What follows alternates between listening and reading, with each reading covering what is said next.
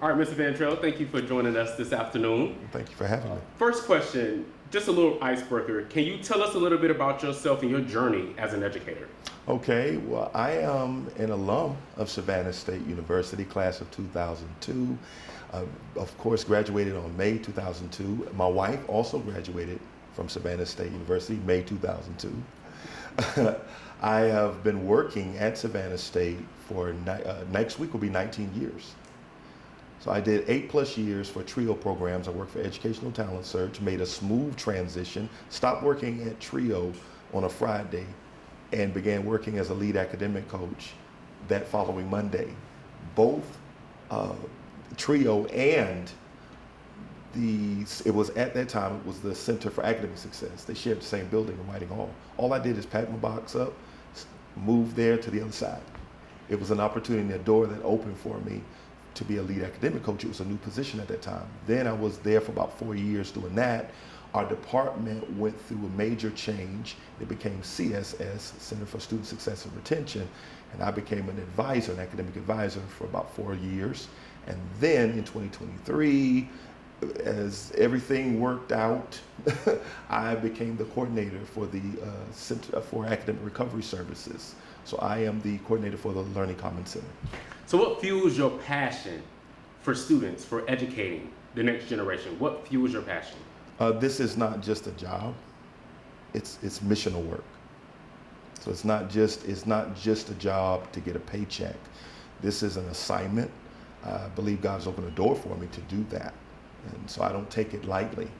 And nobody could have told me I'd have been here working at Savannah State for 19 years next week. Might as well just say it's close. Nobody, I wouldn't have, I just didn't know. And everything worked out. And that, what fuels my passion is that to see students grow, to see students develop, to see students empowered and walking in the right pathway. That fuels me.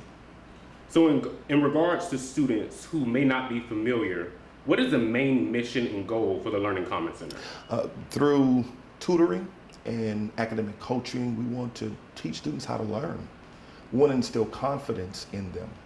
I don't believe our students have an issue of intelligence. I think in many aspects, it's confidence. And we want to instill that confidence in them. We want to move them from a fixed mindset to a growth mindset. We want to move them from I can't do it to I am confident I can do it. And so what are some of those advantages that students can come here to the Learning Commons Center and take advantage of? What are some of those resources here that you provide? Peer academic coaching, one-on-one coaching. We have workshops, weekly workshops. We have a weekly peer academic workshop, a coaching workshop every Tuesday at 2 p.m. Then we have peer tutor writing workshops, 2 p.m. every Wednesday. We also have, of course, peer tutoring, where we help and assist students with various subjects from math, English, biology, chemistry. There are some business courses. There's some engineering courses that we assist students with.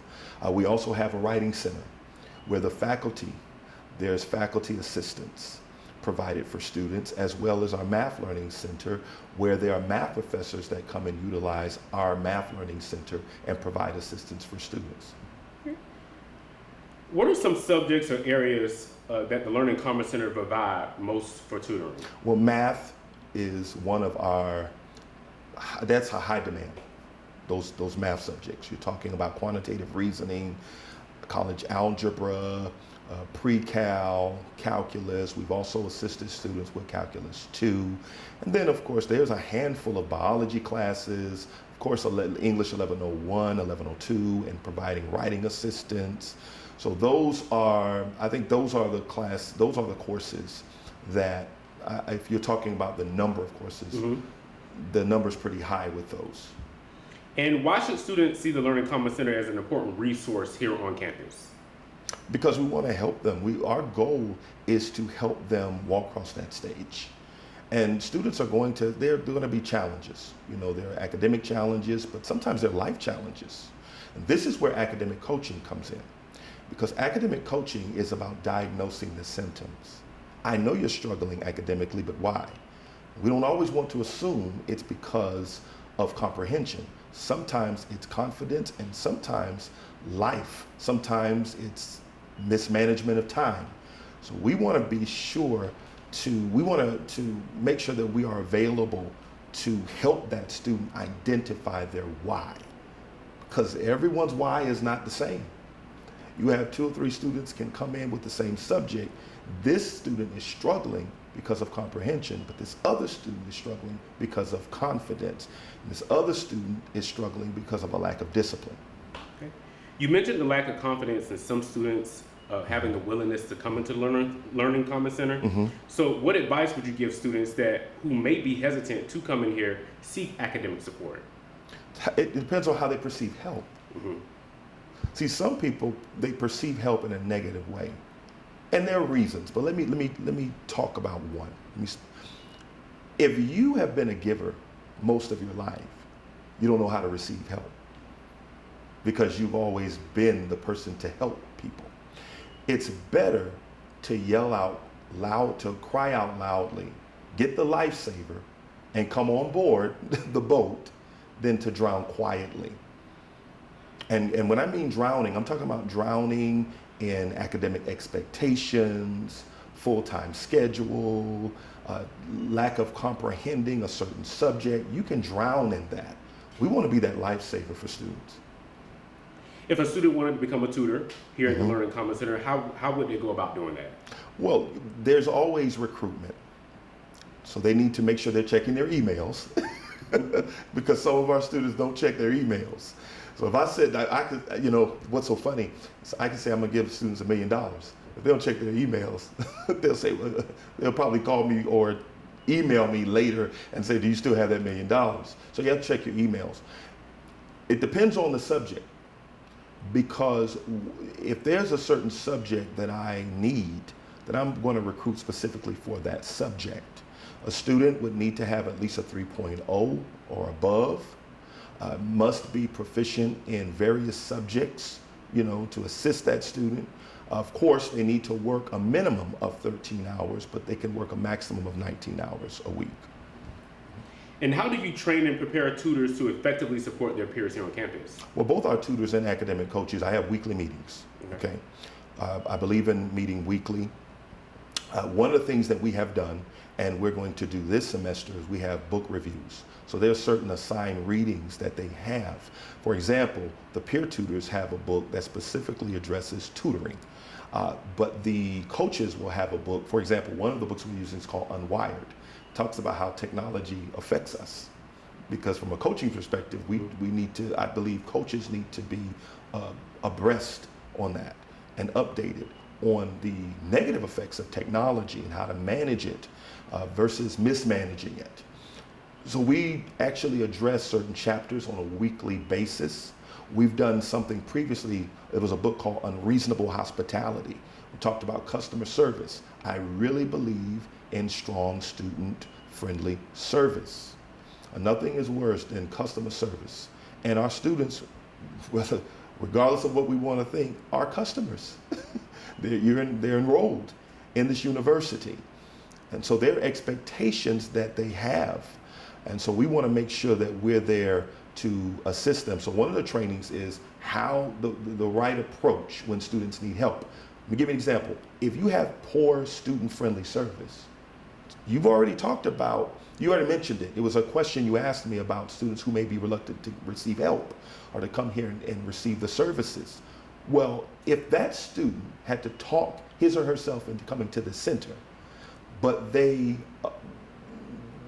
come across a student, a peer tutor or a peer coach who's having a bad day, who has mishandled them, they will not return. So we have lost that student. And our reputation has been impaired because of that lack of student-friendly service. So outside of the Learning Commons Center, what opportunities does the center make available to students? Well, one of the things that we do every Wednesday, we did it Tuesday and Wednesday, but it seems like Wednesday is better. We have fried chicken Wednesday table out in the student center. So we provide our QR code, we bring, we share with them about our Instagram. We share and advertise our services. what workshops that we have for that week. And so this is an opportunity for our peer tutors and our peer coaches to get outside of the office and actually connect with students who are walking through the King Frazier Student Center on that day. How can you collaborate with faculty and staff so that they don't necessarily sometimes have to come to the Learning Commons Center? Mm-hmm. They can get it right there in that classroom. How does that collaboration work? That's a very good question. We have what is called embedded academic coaching. And it's really the professors that would like those services. So we actually have 4 right now. There are 4 peer academic coaches that are in 4 different classes.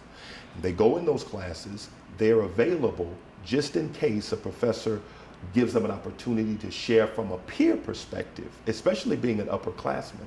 They're able to share their experiences that can actually help guide freshmen.